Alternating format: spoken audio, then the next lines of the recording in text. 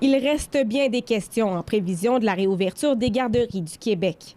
Et la province a 7 jours pour y répondre. On a 3 grandes questions trois grands groupes de questions qui demeurent. Le regroupement des CPE demande d'abord des précisions sur le matériel de protection. Sera-t-il obligatoire ou seulement recommandé? Et surtout, on ne sait pas quand va arriver le matériel ni comment. Alors quand même, plusieurs questions en lien avec le matériel de protection. Les centres de la petite enfance veulent aussi plus de détails sur la définition des personnes à risque.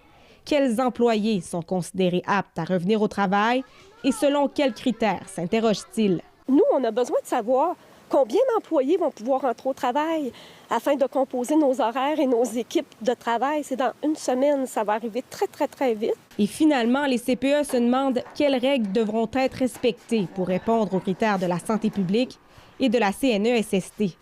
Le regroupement concède qu'il a déjà une longueur d'avance en raison de l'ouverture des garderies d'urgence, mais des questions persistent. On ne part pas à zéro.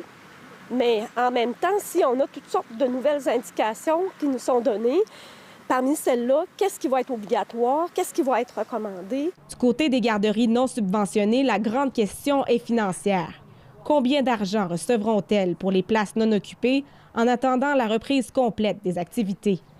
Parce que les milieux de garde ne pourront accueillir tous les enfants s'ils veulent respecter les règles de distanciation physique. Nous, la facture qu'on a dit au ministre, elle est de 41 $ par jour pour les enfants qui sont absents de la garderie. Le ministre de la Famille assure que son ministère dédommagera les services de garde reconnus par la province, qu'ils soient subventionnés ou pas. Mais aucun chiffre n'est avancé pour le moment. Les milieux non reconnus, eux, craignent de ne pas avoir compensation et de devoir se tourner vers une aide individuelle. Comme on n'a pas de permis, nous, on doit s'adresser à la PCU si jamais on veut une compensation. Selon elle, certaines de ces garderies ne survivront pas. Le ministère de la Famille dit toutefois essayer de trouver une solution pour inciter les garderies non reconnues à ouvrir leurs portes et accueillir les parents qui travaillent dans les services essentiels. Malgré toutes ces questions sans réponse, la plupart des milieux ouvriront le 11 mai. Mais ce sera tout un défi d'ici là. On va avoir une semaine très difficile à passer. Ici Marie-Pierre Mercier, Radio-Canada, Québec.